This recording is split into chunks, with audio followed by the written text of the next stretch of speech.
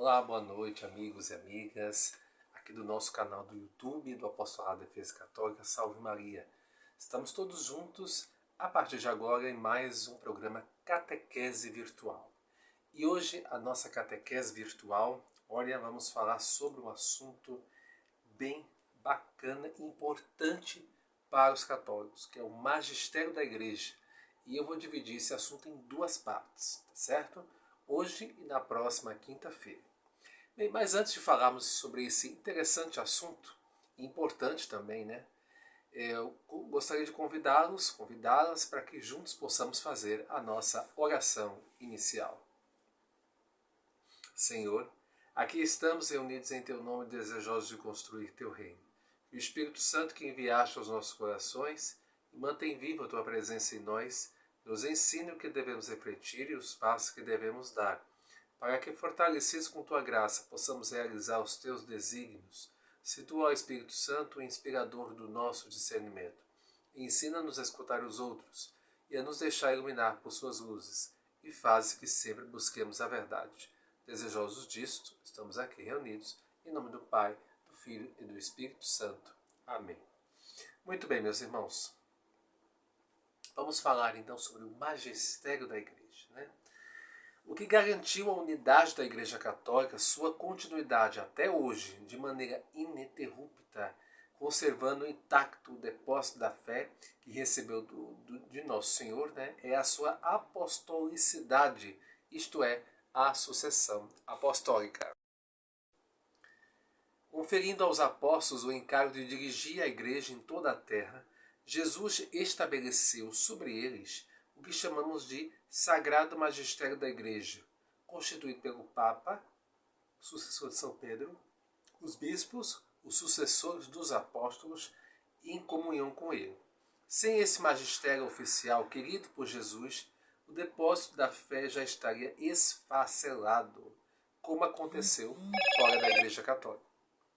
Muito cedo a Igreja tomou consciência de que a sua identidade e missão estava ligada ao colégio dos 12 apóstolos e seus sucessores, que são os bispos.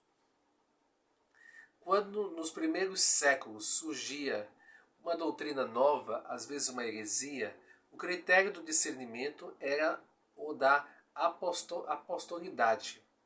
Essa doutrina está de acordo com o que ensinaram os apóstolos? Está em conformidade com o que ensina a Igreja de Roma? Onde foram martirizados Pedro e Paulo?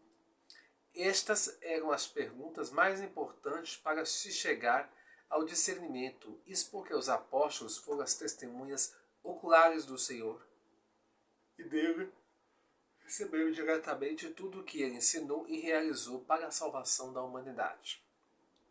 A Igreja Católica é a sucessora de Israel.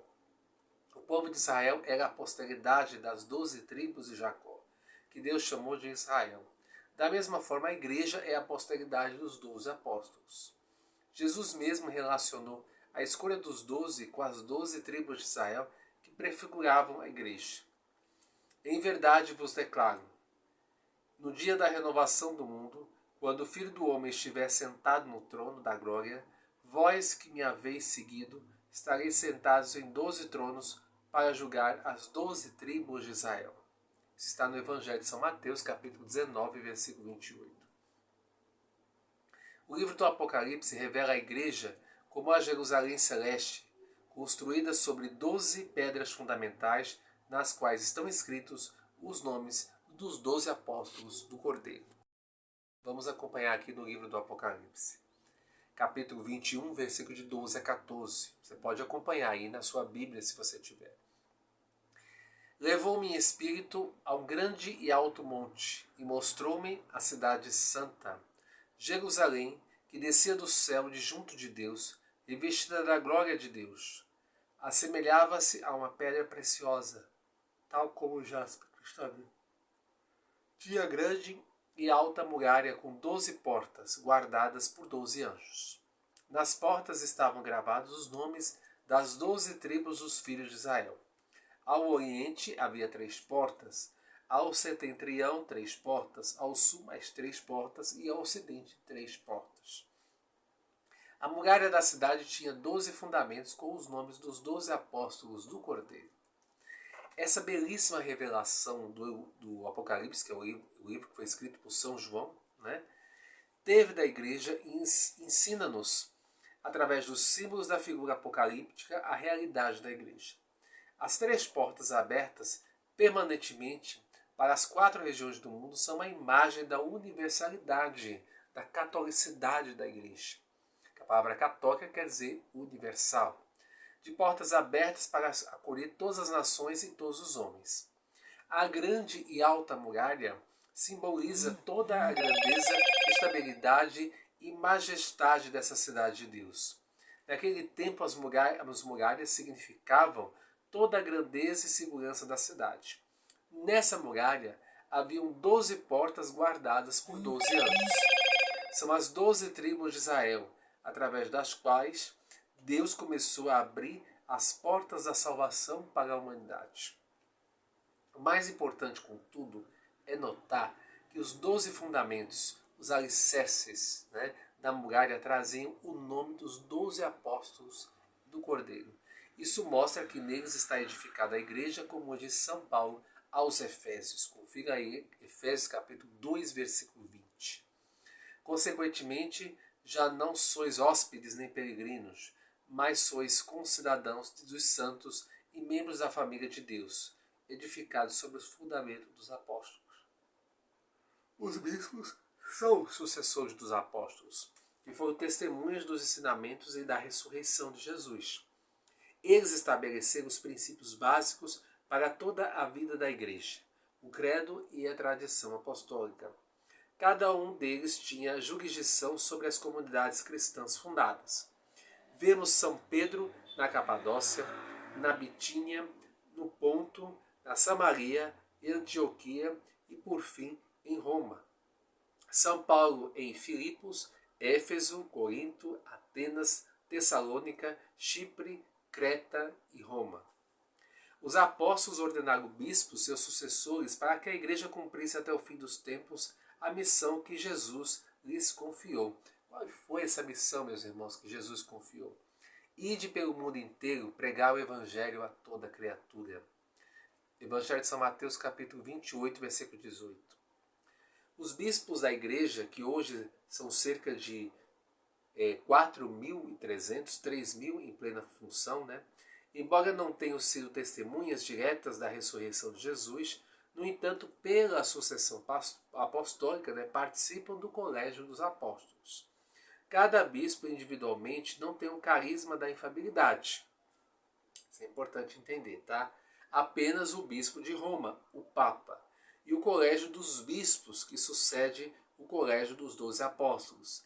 Essa infabilidade que na maioria das vezes o colégio dos bispos exerceu nos 21 concílios universais é que a igreja realizou, se limita à definição de assuntos de fé e também de moral. Ao colégio dos 12, Nosso Senhor nos disse: em verdade eu vos digo, tudo o que ligares na terra será ligado no céu, e tudo o que desligares na terra será desligado nos céus.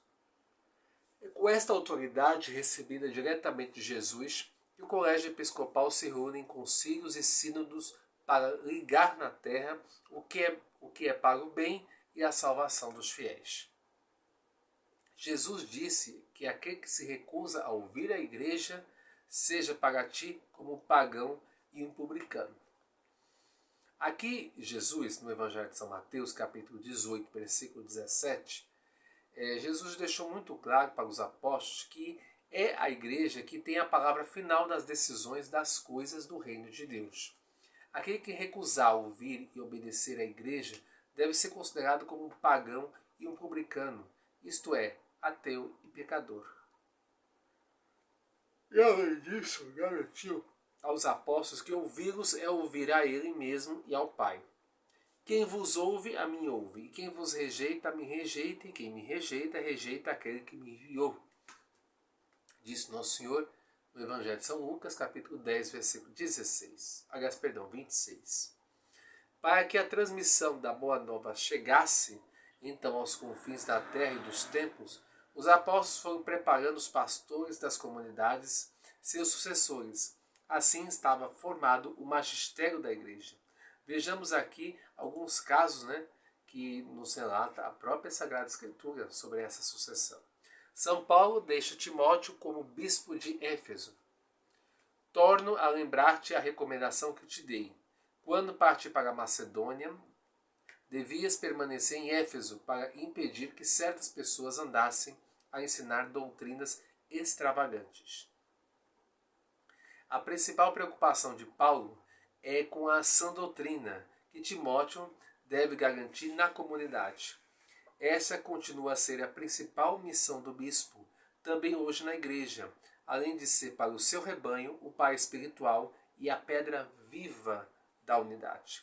Por este motivo, eu te exorto a reavivar a chama do dom de Deus que recebeste pela imposição das minhas mãos.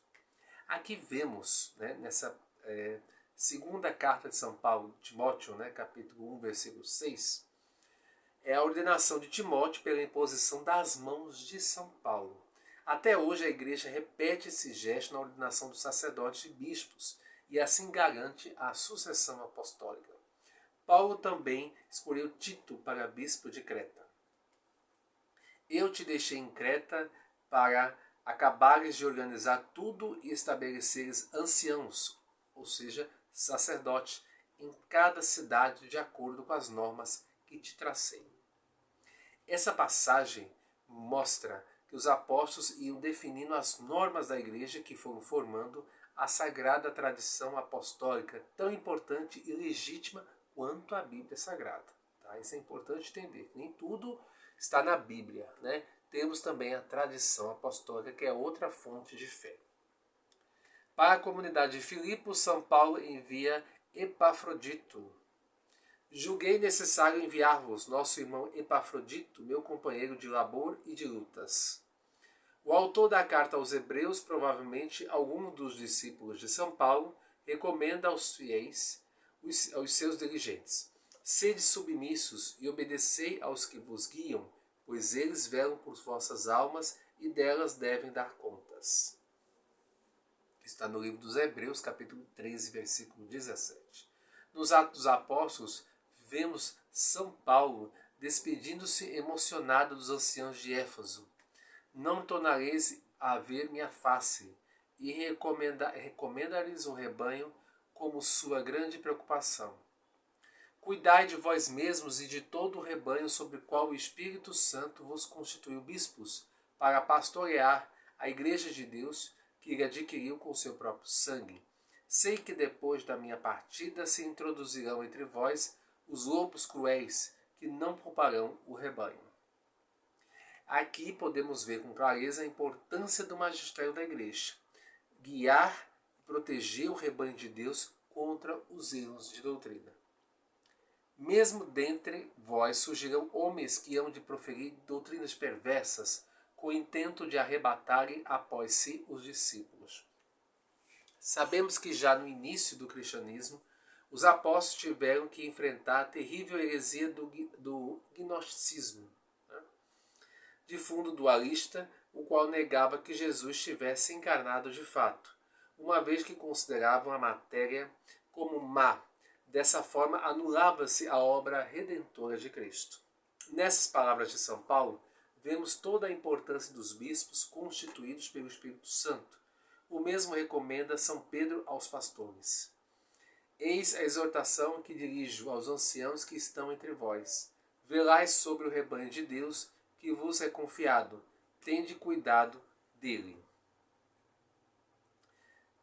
Isso aqui está na primeira epístola de Pedro, capítulo 5, versículo de 1 a 4. Logo no início da evangelização, São Paulo dá normas a Timóteo e a Tito de como devem ser os bispos. Olha só. Eis uma coisa certa, quem aspira ao episcopado, saiba que está desejando uma função sublime, porque o bispo tem um dever de ser irrepreensível, casado uma só vez, sóbrio, prudente, regrado no seu proceder, hospitaleiro, capaz de ensinar. Não deve ser dado a bebidas, nem violento, mas condescendente, pacífico, desinteressado. Deve saber governar bem a sua casa, educar os seus filhos na obediência e na castidade. Pois quem não sabe governar a sua própria casa, como terá cuidado na igreja de Deus? Também a Tito, a quem São Paulo delega o poder de ordenar outros bispos, ele faz recomendações semelhantes ao escolher os pastores. Sejam escolhidos entre quem seja irrepreensível, casado uma só vez, tenha filhos fiéis. Porquanto é mister que o bispo seja irrepreensível como administrador que é posto por Deus, não arrogante, nem colérico, nem interperante, nem violento, nem cobiçoso. Ao contrário, seja hospitaleiro, amigo do bem, prudente, justo, piedoso, continente, firmemente apegado à doutrina da fé, como foi ensinada, para poder exortar segundo a sã doutrina e a rebater os que a contradizem. Todas essas passagens mostram abundantemente que os bispos foram escolhidos pelos próprios apóstolos, constituídos pelo Espírito Santo, para governar a igreja, como está no livro do Atos dos Apóstolos, né, capítulo 20, versículo 28. Nas cartas de Santo Inácio de Antioquia, falecido no ano 107, já encontramos a organização atual da igreja. Vemos ali um bispo residente em cada diocese, respondendo por essa parte do rebanho do Senhor. Segui ao bispo, vós todos, como Jesus Cristo ao Pai. Segui ao presbítero como aos apóstolos. Respeitai os diáconos como ao preceito de Deus. Ninguém ouse fazer sem o bispo coisa alguma concernente à igreja. Como válida, só se tem a Eucaristia celebrada sob a presidência do bispo ou de um delegado seu. A comunidade se reúne onde estiver o bispo e onde está Jesus Cristo está a Igreja Católica. Sem a união do bispo não é lícito batizar nem celebrar a Eucaristia, só o que tiver a sua aprovação será do agrado de Deus e assim será firme e seguro o que fizerdes. Isso aqui é uma antologia dos Santos Padres da editora Paulina. Isso aqui é um trecho, né, dessa antologia aqui. Esse testemunho do primeiro século da Igreja mostra bem a sucessão apostólica e a importância do bispo. Já no primeiro século, vê-se que sem um bispo ordenado pelos apóstolos, um delegado seu, já não se pode celebrar a Eucaristia. Veja que coisa interessante, né? Na próxima semana, nós vamos então falar sobre a segunda parte, né, a respeito sobre o magistério da Igreja. Certo? Muito bem. Convido agora os nossos irmãos ao nosso momento de pedido de oração. Muito bem, a gente reza então por todas as almas do purgatório, em especial pelos meus pais, pelo meu irmão, pela minha tia Maria Fernanda dos Santos e por Dona Maria Belmiro Bento. Pela recuperação da saúde de Dona Romana Maria de Jesus, por Dona Sulema, por Dona Ana Lúcia, pelo Paulo Luiz, pelo Monsenhor Guilherme, pela Carla Sibeli, pelo avô e a mãe do José Luiz, por Adriana Araújo, Judite Júlia, a Dona Luzinete, João Lucas, o Júlio e a Benedita, que são os avós do Kleberson.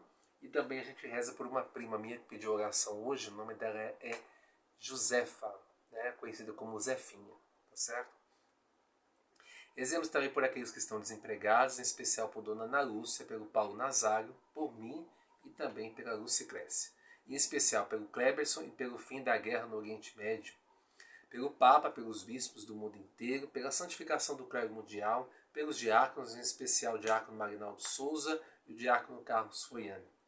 Por todos os leigos, em especial pelos nossos amigos e amigas de qualidade, a Luciclésia e a Dona Vera Lúcia, e pelo nosso apostolado de defesa católica. Rezemos também pela união de todos os cristãos, a única igreja do nosso Senhor Jesus Cristo, que é a Igreja Católica Apostólica Romana, e que assim Deus possa atender a todos os nossos pedidos. Amém. Convido agora os nossos irmãos e irmãs para que juntos comigo possamos fazer as nossas orações finais. Senhor, Pater Noster, quis in celis sanctificetur nomen tuum, adveniat notum, fiat voluntas tua sicut in cielo et in terra. Pane nostrum quotidianum da nobis hodie, et dimitte nobis debita nostra, sicut et nos dimittimus debitoribus nostris, et ne nos inducas in tentationem, sed libera-nos a malo. Amém. Ave Maria, gratia plena Dominus tecum, benedicta tui mulieribus et benedictus fructus ventris tui, Iesus. Santa Maria, Mater Dei, ora pro nobis peccatoribus, nunc et nora mortis nostre. Amém. Gloria Patri et Filio et Spiritui Sancto, sic duer in principio et nunc et semper et in saecula saeculorum. Amém. Muito bem, meus irmãos, chegando então ao final de mais esse programa, mais uma semana, né, encerrando os programas do nosso apostolado, hoje com a nossa catequese virtual. Tá? Na próxima semana, se Deus assim permitir, a gente volta a abordar esse assunto, né, a respeito do magistério da Santa Igreja. Tá bom? Então é isso. Fiquem com Deus. Desejo aos nossos irmãos e irmãs uma santa noite. Salve Maria.